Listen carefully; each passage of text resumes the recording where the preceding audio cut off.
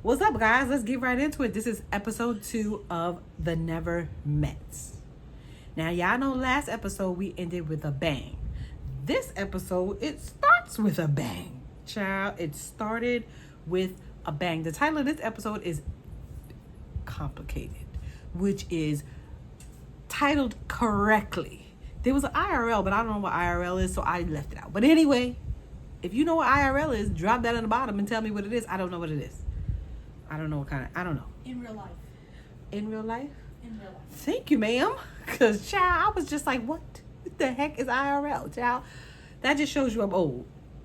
Call it what it is. Call it what you like. I'm old. Anyway, complicated IRL, in real life. Ow. So let's get into it. It starts off where we left off last episode. These two bozos, Dominic and what's her name? What was that girl name? Child, I don't even know her name. Alexis. Dominic and Alexis fighting, like arguing, because they wasn't fighting, but they was just arguing and stuff, right? To the point where Josh had to intervene because he was all up in her face. I already told y'all how I felt last episode. If he could get this way around a bunch of cameras, like the whole production, and then a bunch of strangers in the house, imagine what he will do to you when you are by yourself. Anyway, Josh had to intervene and stop them. She picked up a pot. Child, to defend herself, which I'm not mad at her. But why did it have to get to that extent? Because, I mean, I would have did the same thing. Because of the way he pushed her with force. So I would have did the same thing. I'd have picked up more than a pot, child. We'd have been cooking in that kitchen for real. Anyway, Shay comes over. She comes over to talk to her and trying to like get away from the situation. And then she also goes and talks to, what's his name? Dominic. And, just try to calm the situation down. Production sent him to a hotel because that's where he needed to be, out of that house. Rightfully so.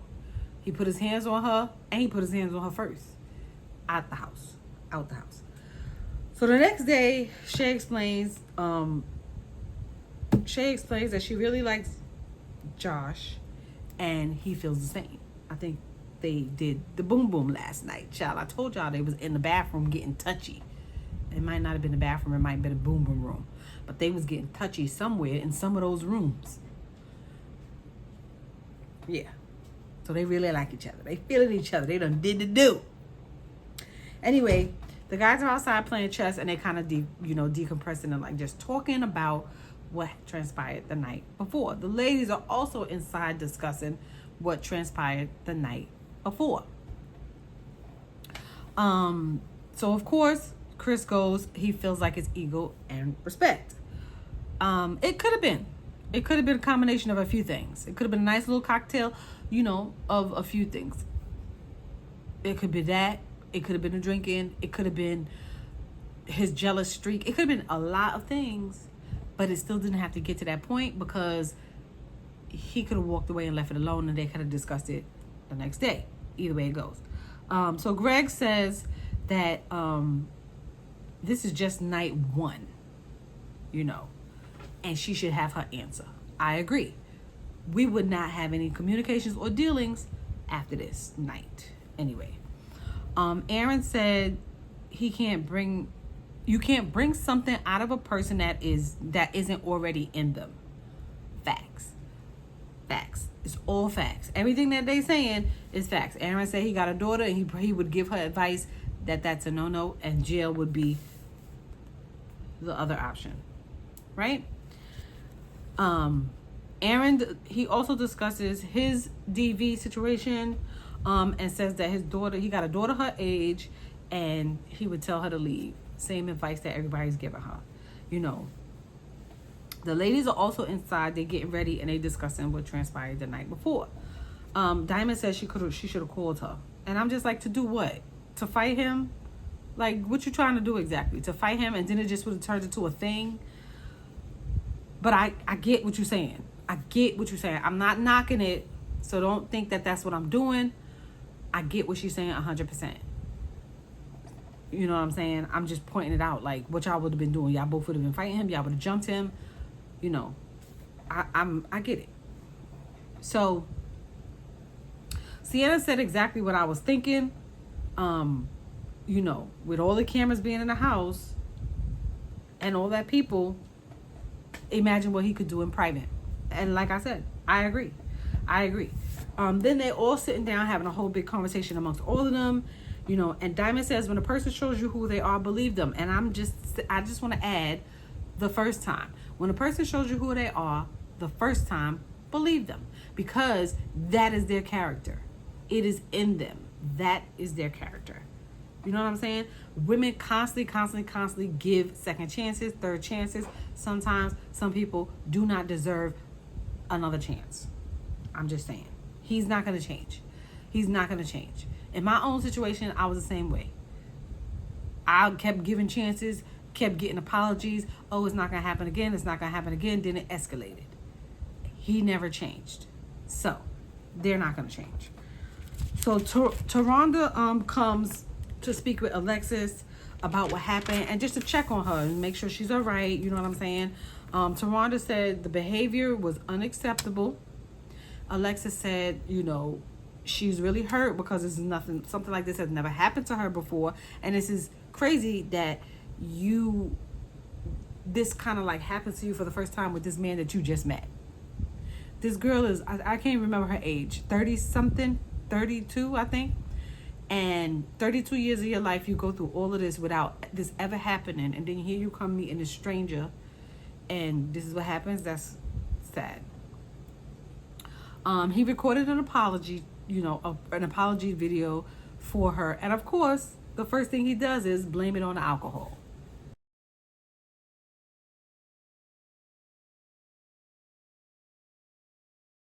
Blame it on the alcohol. Child. No. He wants her to sweep it under the rug. But look how aggressive you were. You want somebody to sweep that under the rug? Second chance. You see how that works? Oh, it's water under the bridge. It's not water under the bridge because you bucked in her face more than once. There's no way I would sweep that under the rug, sir. There's no way I would sweep that under the rug. You would never you swatted her hand so hard, she spun around. And you're a big dude. There's no way, sir. There's no way. We're not even playing that game. You hee ha ha laughing in the camera like if it's nothing. Oh, it's nothing. It is something. It's something. And it was recorded. Taronda tells her that whatever a person shows you, that's who they are, which is pretty much the same thing. Believe them the first time. And that she deserves more and she's better than that. You know, she's enough. And I agree. You know, and a lot of the times you have to tell this to DV people, like people who are in those situations. You have to tell them that because deep down inside, sometimes they don't believe that. She explains to her that this is a safe space. She tells her that this is a safe place. They don't allow people putting their hands on one another, so they both gotta go. And I feel like that's the right decision because he does have to go. But you know, being that they're a couple, she cannot stay there.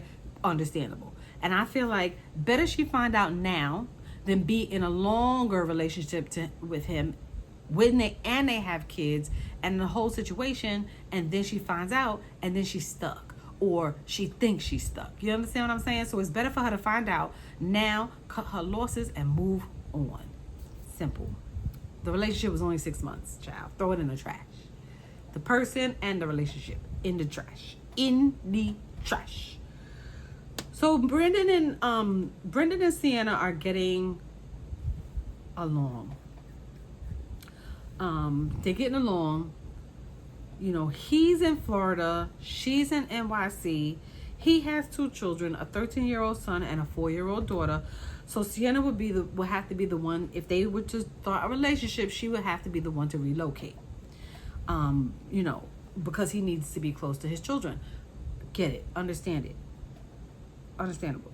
Sienna says if she falls in love, she doesn't have a problem moving, and it wouldn't be an issue. And I can respect that. YOLO. Like she said, YOLO. You know? Alexis packs and she says her goodbyes. But I want to know, did y'all see a teardrop from Diamond's eyes? Child, I didn't see any. I seen her straining to pop that tear out, which never came, but I didn't see any tears.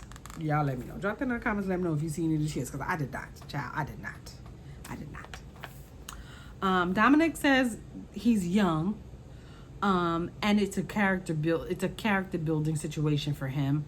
He said he will continue to meet girls, not women, online or however. So hit him up. Child, ladies, if you are in proximity to this video, if you see this video, if you're watching this video and you run across Dominic, run. Do not, pass go. Just run. Child, if you decide to get in a relationship with him, you gonna get worse than what Alexis got, because that was just the beginning. Trust me. Run, ladies. Do not hit him up. Do not. Okay? Alexis says she's okay with starting over. You're young, girl. You look good. You got time. You be all right, And if he gets in contact with her, she gonna let him know that it's OBER. Child, get out of here. Kick rocks with open-toe shoes. Beat it. We don't want you over here. No. We don't like DV people. We don't. Chris and Sandy are having a conversation. Chris and Sandia are having a conversation outside.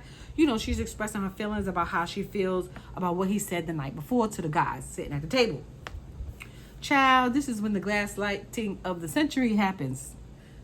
Chris, we got to watch out for Chris. Chris is a special case. We have to watch out for Chris. Chris says he doesn't find any of the women here attractive. So you really have to pay attention to what Chris says, because narcissistic people will tell you their intentions without telling you their intentions. So for him to specifically say he doesn't find any girls here, meaning in the house, attractive, doesn't mean people outside the house are not attractive. You really have to read between the lines when you're dealing with a narcissist. It's tricky. Trust me, it's tricky. I had to learn all this behavior, and thanks to Dr. Ramani, it helped me, right? Narcissists are very calculated when they talk. So you have to be very careful, and you have to speak to them factually, because they will say a bunch of, they'll throw you a word salad and you be done. Trust me. So that's why I say you have to pay attention to what Chris says and watch out for him.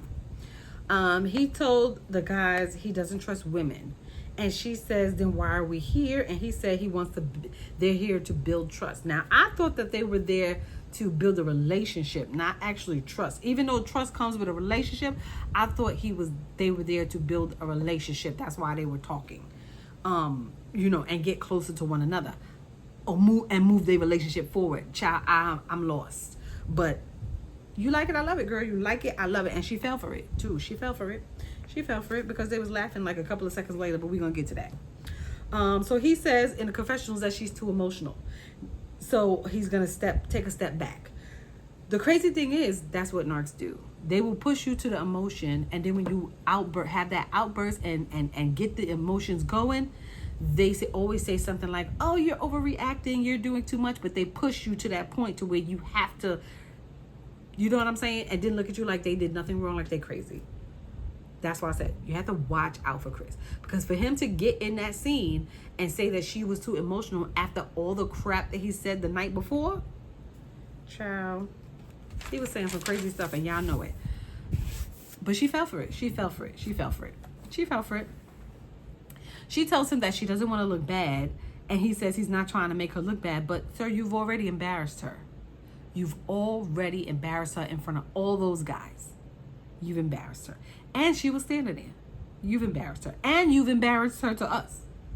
So for you to sit there and say that you're not trying to make her look bad, that's a joke. That's a joke. He calls her a baby, and then they start laughing, and that was it. That's all it took for him to crack a joke, and she forgave him.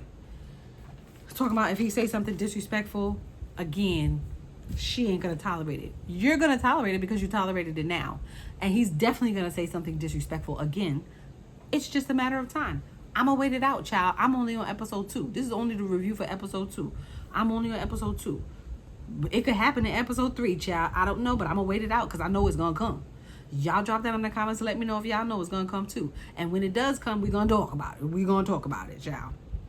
Millie and Greg they're in the pool with Aaron, and they're discussing how things are going, and the fact that it's noticeably going favorable for Millie and Greg, which I told y'all I like them. When I did my last review, I told y'all I like Millie and Greg. I feel like they are going to be the ones that stick it out till the end. Trust me. Them and Diamond and Aaron just gonna stick it out just because. But Greg and Millie, they actually are building a bond. You can tell. You can see it. Taronda calls the group together for a meeting and to play like an icebreaker game so that the couples could get to know each other better. And I like that. They trying to give them some incentives to get the relationships merging and get them closer. So they play a Karma Sutra game, and they play a Karma Sutra game where they enact different positions that come up on a card. Now, I was thinking about taking pictures of the positions that they were in, but I don't know how YouTube feel about that. So I was just like, If you're watching this review, you probably see the position. So just do your best to imagine. So, they perform the positions and tell each other how they feel in the moment. Chris and Sandia, they want to take things a little bit further. Josh and Shay get their card, and they say they've already did the positions last night. That was too much information. I did not want to know. I knew y'all was touching on each other, but I did not want to visualize the touching. Okay? I didn't. They could have said that. Anyway, they both say this is home, and they are on a sexual journey now because they've already been talking for 12 years. So now they just got to get that part intact, and they will be good to go. Aaron and Joanna, they rock, paper, scissors for the position that they came up in their card. Child, I was just like, are they homies? I thought they was homies too. Everybody else in the group think they homies. They got, their chemistry is on friendship level. Child, they friend zoning each other. Child, everybody in their confessional said that they had the least chemistry in the house, which I agree. And it's on Aaron, but she's turned off from Aaron and their first date. She is. Y'all drop that in the comments and let me know if y'all think the same thing. Because he turned her off. Because I think she was initially in when we first met her. But because of all the antics that he did on the first date, and then when they got home, she's turned off. So he has to do something spontaneously romantic and like some unexpected something in order to get her back on. Child. They both say they can't tell how they feel. And I'm just like, everybody else can, child. I think y'all know. Millie and Greg, it's funny how they get pulled an eagle card, and she loves birds, so they end up doing that position, which I thought that was really. I feel like even the cards know that they need to be together, so I think that was cute. She said that this is gonna happen, but they need to be ready, and it's and they have to be connected mentally and physically. That's how he feels as well, that they need to be mentally and physically connected, and it's definitely going to happen. He's ready for it to happen, and he wants them to be connected deeply on a on a different level. And I feel like he's evolved because he keeps telling us that if he was in his other relationships, he was moving a little bit quickly, and I feel like he's kind of moving at her pace, and I appreciate that. So Diamond and Aaron both say that they feel like they're in control and it's a good feeling. And I'm just like, whatever. I don't like them. It's something about them that I do not like. That's just my opinion. That's just how I feel. Y'all drop that in the comments if y'all get that vibe. Brendan and Sienna, she just told him, like, this is what we're gonna do, and he just got down and did it. And I was just like, child, she is bossy, but I mean, you like it, I love it. She says she feels somewhat tingly, and he says he's bored. Child, I said, what? No schmexual connection at all in this situation. Brendan says they are not on the same page, but he wants to get on the same page with her because he wants to smash. It's okay. He didn't say smash. I just added that. I'll just be asleep. They all go back inside because the game is pretty much done. And then we get Millie and Greg discussing what, like, happened. So Greg says that she opened up, and he didn't even have to take her to dinner to do it, child. He didn't even have to wine and dine her. She just opened it up, child. You know, I feel like he's a jokester, like she said, and I like it. I like it for them. I think that is the glue that's keeping the relationship fresh. The fact that he is a jokester, but he is also very nice, and yeah. So she says that she wants it to be organic, that he's a gentleman. I mean, I really like them. I really, really like them. I really like the pace of their relationship. That's the pace that a relationship should go.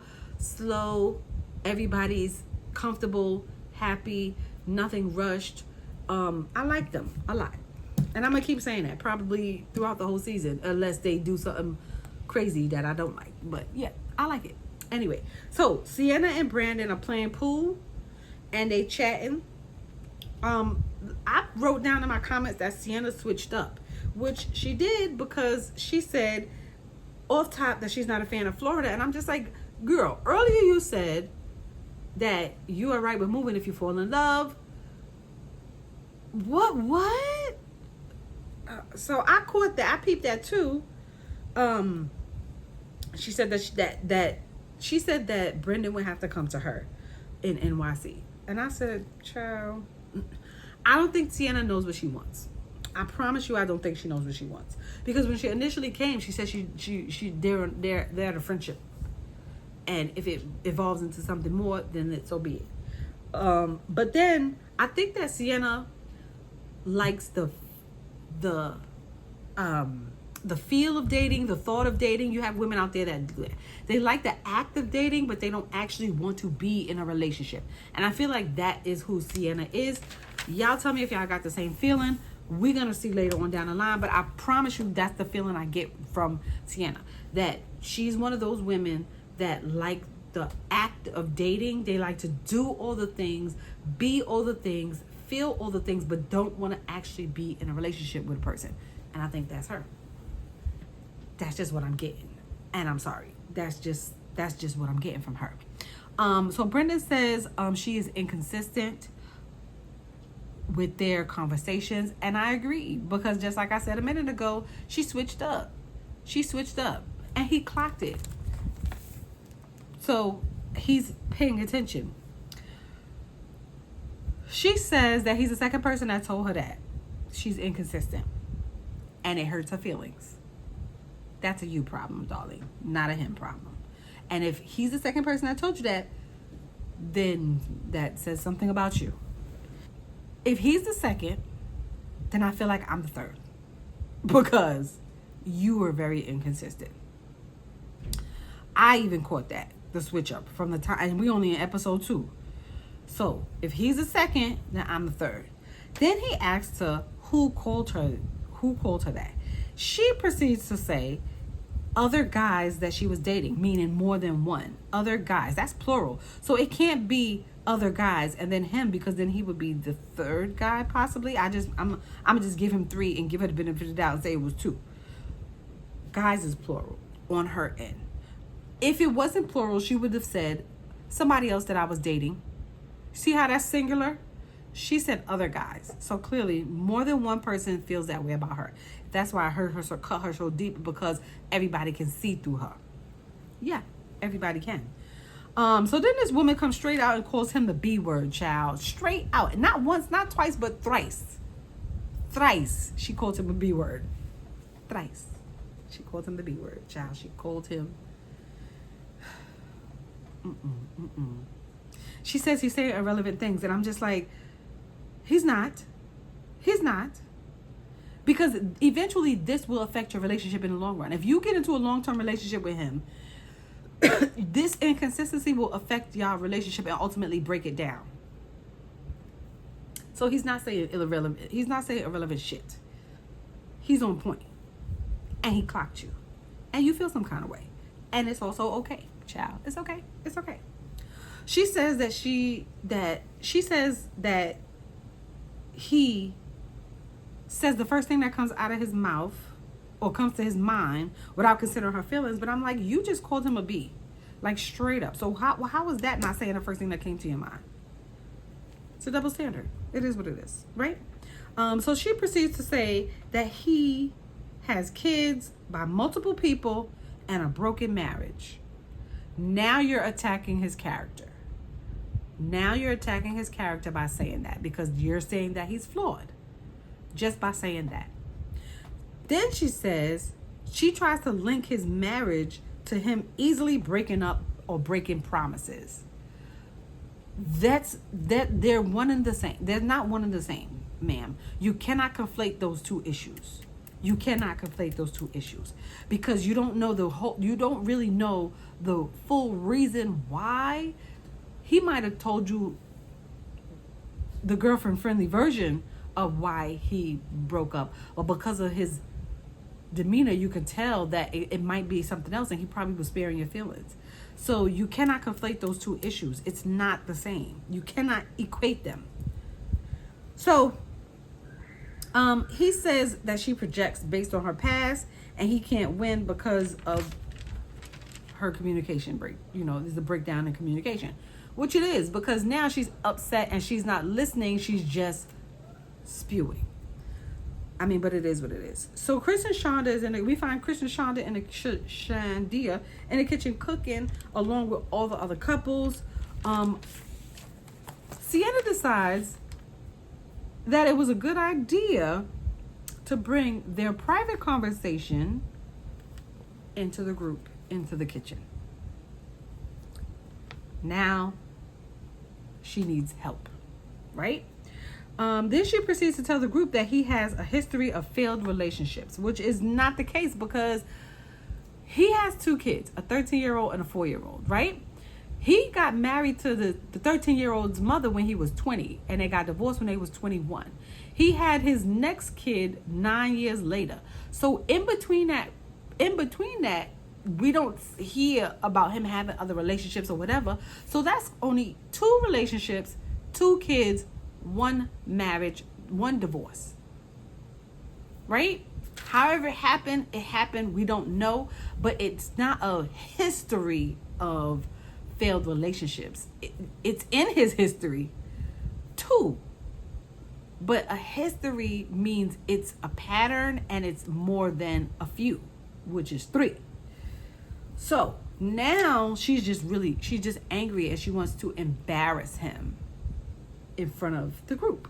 That's why she's saying all of this stuff, because he hurt her feelings, and now she wants to get him back. But that's just my opinion. It is what it is.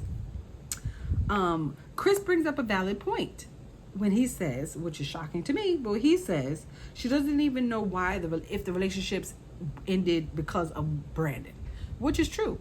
It could have been because of the other party, and they needed to end. Y'all already know. It takes 2 to tango. Brandon proceeds to explain the relationship, that the relationships were toxic, and not really with relationships, but the marriage, the initial first marriage when he was 20 years old. It was toxic, and he was not going to stay in a toxic marriage, which is understandable, because a lot of us don't want to do that, not in 2024. So he was good at only being in it for a year and getting out and realizing that it was toxic. Kudos to him. But he said he still values marriage. That's perfect.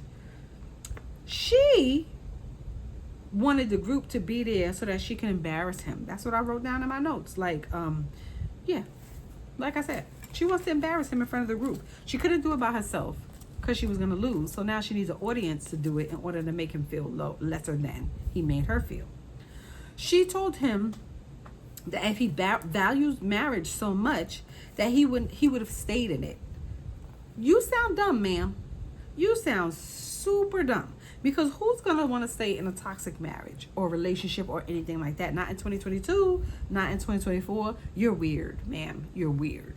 You're weird. And you're toxic. You're exhibiting toxic traits as well. At this very moment, you are. Because that, you sound dumb. Oh, I would have went to counseling, but I wouldn't have left the relationship. So you're going to stay in a toxic relationship even with after counseling, knowing that it's not going anywhere? You're dumb. And you're weird. Joanna said that it was 15 years and that he's changed 3 times. When in all actuality, he's changed twice, because people change every 7 years, not every 5 years. It's 5 to 7 years. So we both on the same place, but it's 5 to 7 years people change, and women mature twice as fast as men. But 5 to 7 years, people change. And she's right. He's changed so many times since then. He's a whole different person. He's a whole different person. And so is she. And so is the mother. Like his wife. So, I mean, it is what it is. Sorry, my video got cut off, child. So then she also proceeds to say that why do we see breakups as failures and not growth? And I'm just like, girl, you tell them. Tell them, Joanna. Tell them, child. Millie asked her if she's had any failed relationships. She said yes, failed relationships, but not marriages. And then Millie proceeds to tell her that we're not perfect beings. And I agree. And she says that he's grown. I agree. Everybody has grown differently. He's way different at 35 than he was at 21. I think we all know that. Everybody is. But they proceed to eat her up in there, child. They was telling her stuff that she didn't expect them to tell her. That's why she deflated a little bit at the end, because she didn't expect to hear the thing. She thought they was going to be on her side. No, ma'am. Everybody's not stupid. Everybody's not stupid. Greg tries to talk to Sienna and explain that it's not a race, their relationship, is not a race, and that they need to try to communicate better. That they seem like they're in the friend zone and that they didn't really have any sparks. And she kind of believed, agreed with him. Not believed him, but agreed with him. I mean, and I agree too. From the Kama Sutra exercise, she took control. He was pretty much like whatever. And then now it's just like, what happened? They just button heads. Anyway, so Millie talks with Brandon and reassures him that he's not a bad guy. Sienna doesn't even think that he's a bad guy because she said it, so he's, she doesn't want him to feel bad because of what happened with their conversation, which I respect that. I love the fact that Greg and Millie have this great communication style and they can actually share that with others. I like that. She says that the relationship talk, with Sienna is a bit much, and they see that she is a different person when they start talking about relationship, and that is noticeable. And that ties back into what I said before. She likes the act of relationship stuff, but she doesn't want to be in a relationship. Brandon is to the point where he is so unattracted to her right now that he doesn't even want to visit the boom boom room with her child. And I'm not mad at him, because I wouldn't want to visit the boom boom room with her either. Acting like that silly girl. It all boils down to the fact that they have different communication styles. They have to understand each other's communication styles, and it's a communication breakdown. So they have to fix it. But it's not on his part. It's on her part. Because she knew all of this information before she got there. So why is it coming back up as it's new? Because he scarred her in his conversation, so she's trying to get him back. At the closing of this episode, when she's sitting there talking to Greg, she goes upstairs and she sees him talking to Millie, and she gets upset. And now this is going to be the issue carrying over to episode 3. And that was the end. It goes off, child. But watch out, the next episode, they friends is going to come. So we're going to see how that work out, because, people on the outside looking in, they be knowing. What y'all think about Greg and Millie? I like them. I like them a lot. What y'all think about Brandon and Sienna, child? I think allegedly, in my opinion, Sienna's bipolar, child. She must have didn't take her meds. Something ain't working because she really was flip flopping. I don't know. Y'all drop that in the comments. Let me know if y'all agree. What y'all think about Chris? Chris is a slippery one, child. We gotta watch out for Chris. Cause Sandia, she's a bum. She's a bubblehead. She's a bubblehead. She looking for love in all the wrong places. I don't know. Thank you guys for stopping by. Don't forget to like, rate, comment, and subscribe. And I will see you for episode 3. Ciao. I'm going to catch up this weekend. And I'm going to bring them to y'all. Because I like this show. Peace.